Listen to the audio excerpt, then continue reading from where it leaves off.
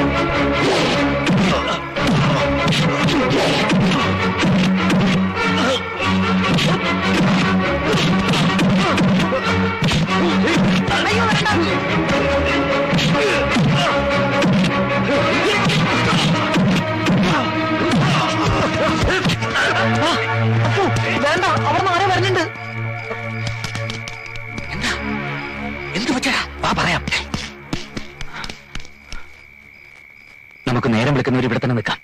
അവന്മാര് മായ ഉപദ്രവിക്കുക ഇനിയും വന്നാലോ? ഇനി ആ കാര്യത്തിൽ പേടിക്കണ്ട. ഇനി മിക്കവാറും അവര് വരുന്നത് നമ്മൾ ഉപദ്രവിക്കാനായിരിക്കും.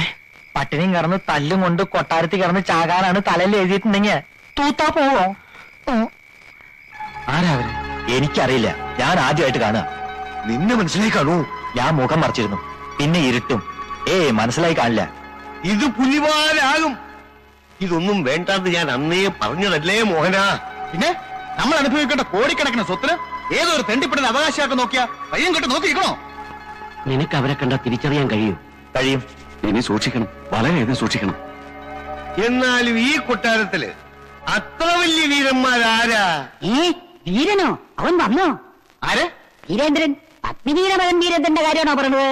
ഈശ്വരൻ സഹായിച്ച് ഇനി ആ നാശത്തെ കൂടെ ഇങ്ങോട്ട് കെട്ടിയെടുക്കാത്തതിന് ഉറവേ ഉള്ളൂ. എന്താ ജനാർദ്ദൻ ഈ പറഞ്ഞത്? ഒന്നുമില്ല. ഉറക്കം കളയാണ്ട് പോയി കിടന്നോളൂ. മണി എഴുന്നേക്കടാ. ഇല്ലടാ, ഞാനില്ല, എണീക്കില്ല.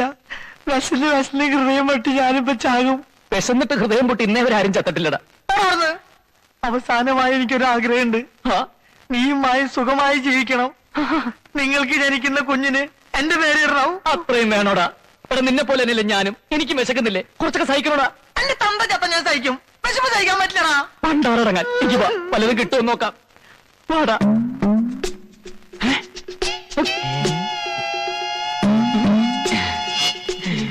എന്താ ആരും ഒന്നും കഴിക്കാത്തത്? കഴിക്കേ. ഇപ്പൊ ഒന്നും വേണ്ട, ഞങ്ങൾ കളിക്കാൻ പൊക്കോട്ടെ. വേണ്ട, മുഴുവൻ കഴിക്കാതെ ഇവിടുന്ന് അനങ്ങിയിട്ടുണ്ട്. അടിച്ചു തോലിരിക്കും ഞാൻ ഭക്ഷണം കഴിച്ചു വരുമ്പോഴേക്കും മുഴുവൻ കഴിച്ചോണം കേട്ടോ.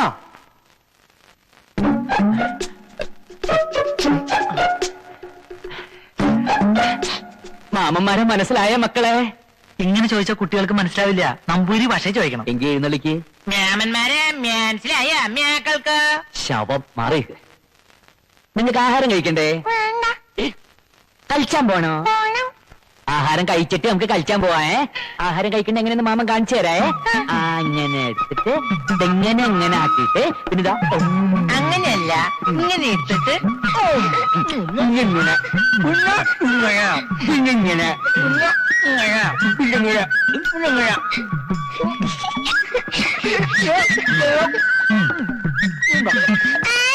ശരിക്കില്ല.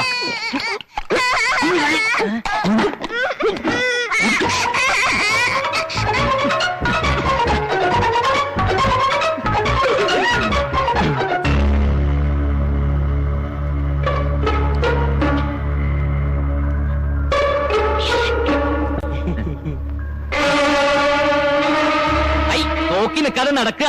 ഒന്ന് നിൽക്കുക. ക്ഷമിക്കണം, എനിക്ക് ആളെ മനസ്സിലായില്ല. സാരമില്ല, നോ ക്ഷമിച്ചിരിക്കണം. അല്ല, ഒന്ന് പരിചയപ്പെടുന്നതിൽ വിരോധമുണ്ടോ? പക്ഷെ ഞങ്ങൾക്കൊന്ന് പരിചയപ്പെട്ടേ പറ്റൂ. നീ ആരാടാ? അവനൊന്നും ചെയ്യണ്ട, അവൻ എന്റെ കൂടെ വന്നതാ. താനാരാ? ഞാൻ അവന്റെ കൂടെ വന്നതാ. അച്ഛാ ദേ അവൻ എന്റെ കഴുത്തിന് പിടിച്ചല്ലേ ആ ദുഷ്ടൻ. ഹലോ. എന്താ ഇവിടെ? ഇയാളെ അറിയോ? ഞങ്ങൾക്ക് ആർക്കും മനസ്സിലായിട്ടില്ല. ആരാന്ന് ചോദിച്ചിട്ട് പറയണില്ല.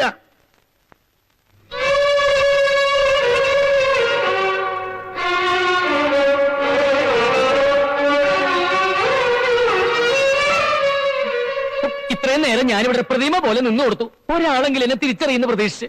ഇവർക്ക് ആർക്കും എന്നെ മനസ്സിലാവാത്ത സ്ഥിതിക്ക് ഇനി ഞാനിവിടെ നിൽക്കുന്നില്ല, അർത്ഥമില്ല. അതെ, ഒരു നിമിഷം പോലും നോമ ഇവിടെ നിൽക്കില്ല. നടക്കുക, അങ്ങനെ മാറുക.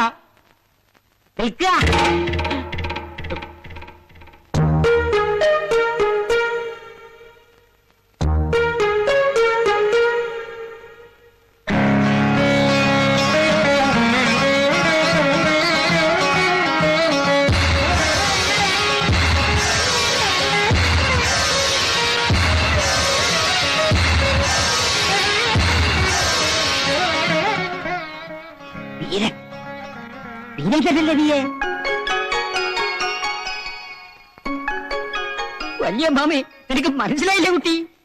വല്യമ്മാമേ, വല്യമ്മാമ എങ്കിലും എന്നെ തിരിച്ചറിഞ്ഞല്ലോ. നല്ല വല്യമ്മ, സ്നേഹമുള്ള വല്യമ്മ. 5 വയസ്സുള്ളപ്പോ കണ്ടതാ ഞാൻ ഇവനെ. ഇപ്പൊ ഒറ്റ നോട്ടത്തിൽ ഞാൻ തിരിച്ചറിഞ്ഞു. അതാ രക്തബന്ധം എന്ന് പറയുന്നത്. വീരേന്ദ്രനോ? അതെ, ഏത്? ദില്ലിയിലെ? അത് തന്നെ, പത്മിനി തമ്പുരാട്ടിയുടെ മകൻ. കൂടെ അവളും വന്നിട്ടുണ്ടോ പത്മിനി? ഇല്ല. അമ്മ എന്താ വരാഞ്ഞേ? അത് അമ്മയ്ക്ക് നല്ല സുഖമില്ല. എന്താ അവൾക്ക്? ഒന്നുമില്ല, ഒരു പനി. ഇയാളാരാ? ഈ എന്റെ സ്നേഹിതനാ മണി. മണിയും ഡൽഹി തന്നെയാ? അതെ. മണി എന്ത് ചെയ്യുന്നു? ഞാൻ ഈ കാളവണ്ടി. കാളവണ്ടിയോ? കാളവണ്ടിയല്ല, കാലാബണ്ടി. ഡൽഹിക്ക് അടുത്തുള്ള ഗ്രാമം, അവിടെ അവന് ജോലി. ഓ, കാലാവണ്ടി കേട്ടിട്ടുണ്ട്. മുഖം കാണിക്കാൻ പറഞ്ഞു. വേണ്ടട്ടോ, മോന്തക്കിട്ട് തല്ലാനിരിക്കും. വരിക, തിരുമനസ് കാത്തിരിക്കുക.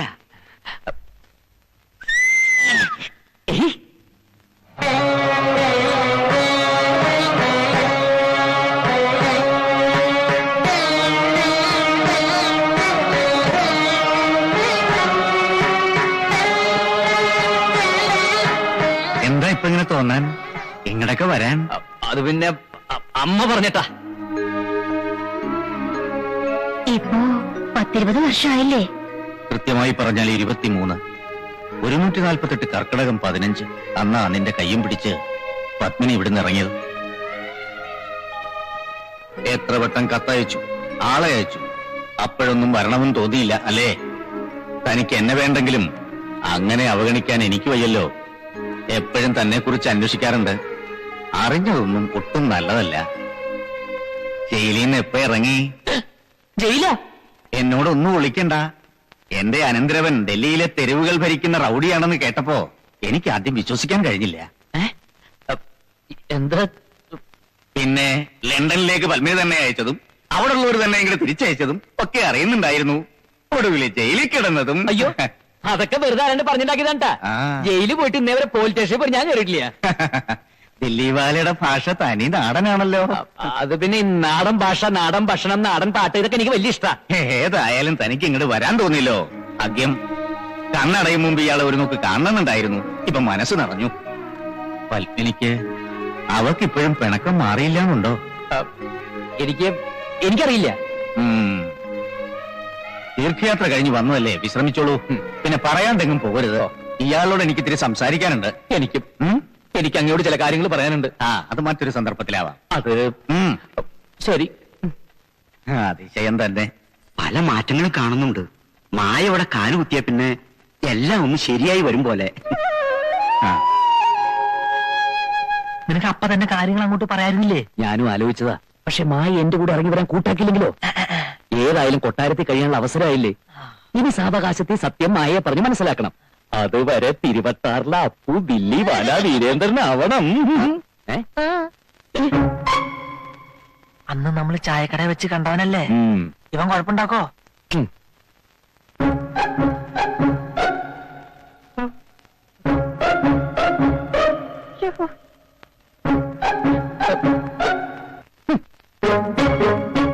ഹിന്ദി തീരെ വശമില്ലല്ലേ ഹിന്ദിയിൽ ഇങ്ങനെ കാണിച്ച അടുത്തേക്ക് വരിക എന്നാണ് അർത്ഥം. മലയാളത്തിൽ ഇങ്ങനെ കാണിച്ചാലും അത് തന്നെ അർത്ഥം.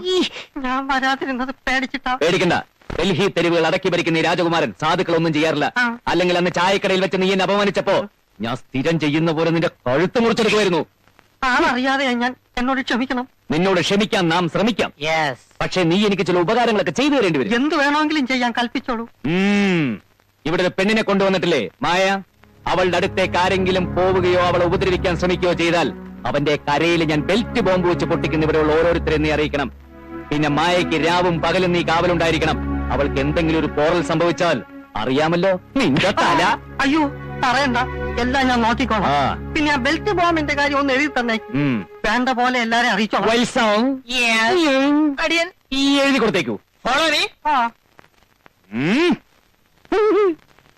അവൻ അങ്ങനെ പറഞ്ഞു. മായ അവന്റെ പെണ്ണാണെന്ന് എന്നോട് നേരിട്ടും പറഞ്ഞു. മായ താമസിക്കുന്നിടത്ത് രാത്രി അവൻ ചെന്നപ്പോ ഞാൻ അവനെ തടഞ്ഞു. അതിനവൻ എന്നെ തല്ലുകയും ചെയ്തു. മായയെ സ്വന്തമാക്കിയ പിന്നെ ഈ കൊട്ടാരത്തിലെ കാര്യങ്ങളൊക്കെ അവന്റെ ചൊൽപ്പടിയിലാക്കാമെന്ന് മനക്കോട്ട കെട്ടിയിട്ട് അവന്റെ വരവ്.